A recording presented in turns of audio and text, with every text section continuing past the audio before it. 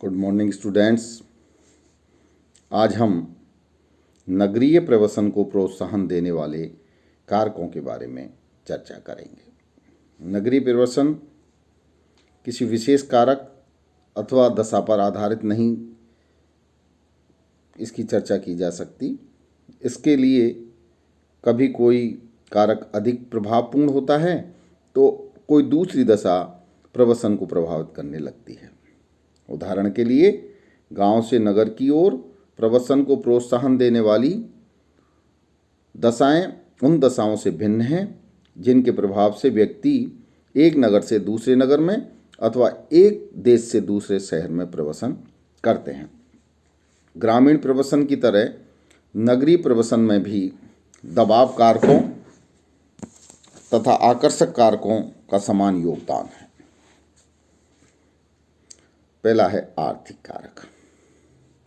नगरीय प्रवसन से संबंधित लगभग सभी अध्ययन यह स्पष्ट करते हैं कि अधिकांश प्रव्रजक बेहतर आर्थिक अवसरों के कारण ही अपने जन्म स्थान को छोड़कर एक नए क्षेत्र में जाकर बसते हैं। यह बात आंतरिक और अंतर्राष्ट्रीय दोनों तरह के प्रवसनों के लिए समान रूप से सच है। अधिकांश विकासशील देशों की तरह भारत में भी कृषि से प्राप्त होने वाली कम आय, व्यवसाय सीमित अवसर तथा बेरोजगारी प्रमुख दशाएं हैं, जिनके कारण एक बड़ी संख्या में ग्रामीण नगर की ओर प्रवसन करते हैं। नगर की खुली हुई अर्थव्यवस्था में उन्हें विभिन्न प्रकार के रोजगारों और नौकरियों के अधिक अच्छे अवसर प्राप्त हो जाते हैं। एक नगर से दूसरे नगर में भी व्यक्ति तभी प्रवसन करता है जब उसे नए नगर में पहले की तुलना में आजीविका की सुविधाएं प्राप्त होती हैं। एक देश को छोड़कर दूसरे देश की ओर भी लोग अधिक प्रवसन करते हैं। वहाँ उन्हें अपने देश की तुलना में अधिक आय प्राप्त करने का अवसर मिलता है। राष्ट्रीय सैंपल सर्वे के द्वारा किए गए आंकड़ों से भी यह स्पष्ट होता है कि नगरीय प्रवसन से संबंधित लगभग 75% पुरुष रोजगार के बेहतर अवसरों के कारण ही स्थान परिवर्तन करते हैं। जिन लोगों को प्रवसन के बाद भी नगर में आर्थिक सफलता प्राप्त नहीं हो पाती, वे पुनः अपने जन्म स्थान को लौट जाते हैं। एक विद्वान है आशीष बोस ने इसके विपरीत दबाव कारक कहा है ना, इसे विपरीत दबाव कारक कहा है। साधारणतः नगर की आर्थिक संरचना में कुशल और अकुशल, सामान्य तथा विशेषीकृत सभी तरह के लोगों को रोजगार मिल जाते हैं।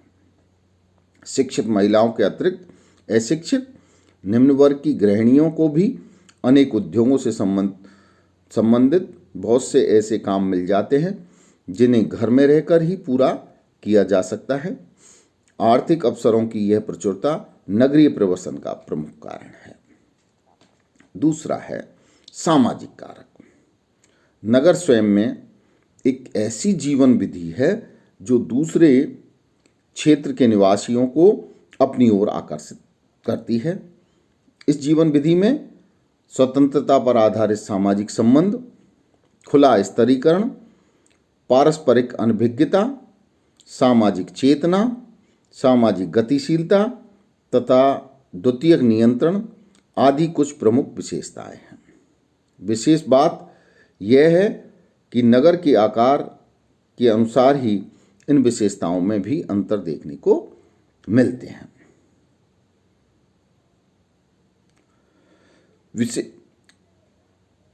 छोटे नगरों की तुलना में बड़े नगरों में यह विशेषता अधिक प्रभावपूर्ण होती है।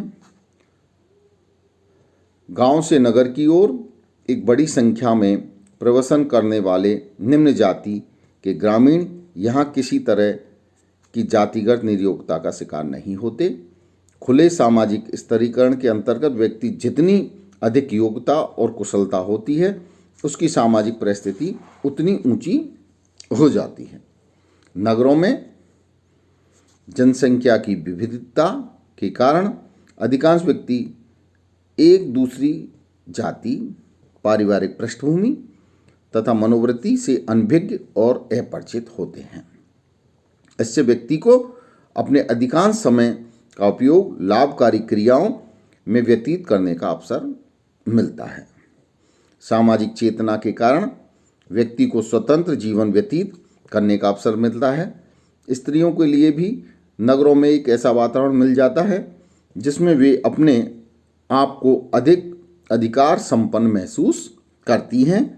आर्थिक जीवन के अतिरिक्त सामाजिक जीवन में भी प्रतिस्पर्धा होने के कारण लोगों को अपनी परिस्थिति को ऊंचा उठाने का भी प्रोत्साहन मिलता है, यानी अपनी परिस्थिति को, स्टेटस को ऊंचा उठाने के प्रयास करते हैं। यहाँ प्रथाओं और परंपराओं के बंधन से व्यक्ति को मुक्ति मिल जाती है तथा आधुनिक मूल्यों के प्रभाव के लोगों को व्यवहार के किसी भी ढंग को अपनाने की स्वतंत्रता मिल जाती है। यह सभी वे सामाजिक दशाएं हैं जो नगरीय प्रवसन को प्रोत्साहन देती हैं।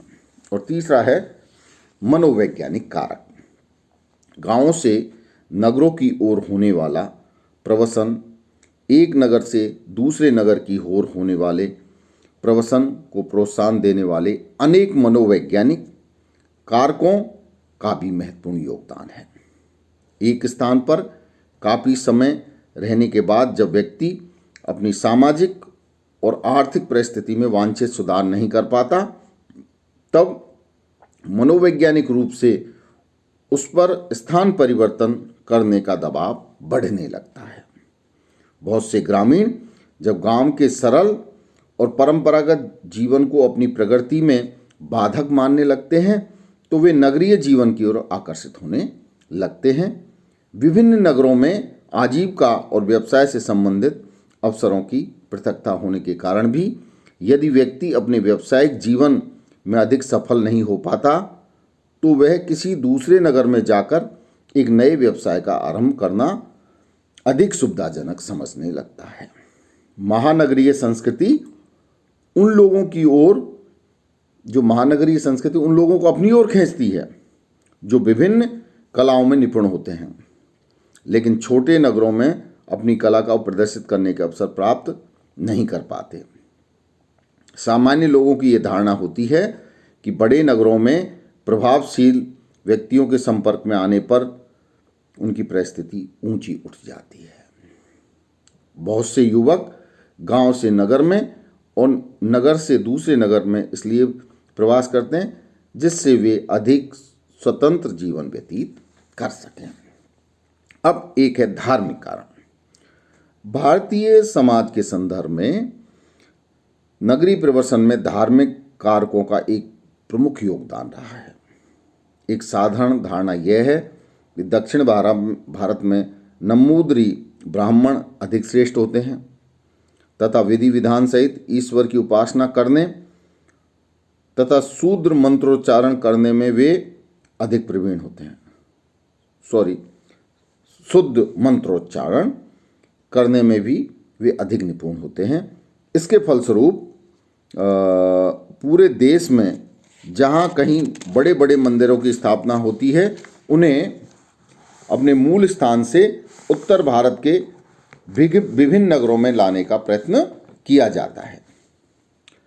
और पांचवा है राजनीतिक कारण। नगरीय प्रवसन से संबंधित सरकारी सांख्यिकी में राजनीतिक कारकों का उल्लेख नहीं मिलता, लेकिन व्यक्तिगत स्तर पर किए गए अध्ययनों से यह स्पष्ट होता है कि नगरीय प्रवसन में राजनीतिक कारकों की भी महत्वपूर्ण भूमिका है। शैक्षिक कारक। विभिन्न क्षेत्रों में आज जैसे जैसे विशेषीकरण और प्राविधिक ज्ञान का महत्व बढ़ता जा रहा है, नगरीय प्रवसन में शैक्षिक दशाओं की भूमिका भी महत्वपूर्ण होती जा रही है। जैसे प्रवसन का संबंध युवा पीढ़ी से अधिक है। युवा पीढ़ी के सदस्य विज्ञान, टेक्नोलॉजी, चिकित्सा, संचार, प्रबंध तथा अनेक दूसरे क्षेत्र में ख्याति प्राप्त संस्थानों में शिक्षा प्राप्त करने के लिए अपने राज्य के अंदर अथवा राज्य से बाहर जाते हैं। इनमें से अधिकांश व्यक्ति अपने जन्म स्थान से सदैव के लिए अलग होकर ऐसे नगर में बस जाते हैं जहां उन्हें अपनी योग्यता दिखाने का अवसर मिलता है। देश से बाहर होने वाले प्रवसनों में शैक्षणिक कार्यों की विशेष भूमिका रही है।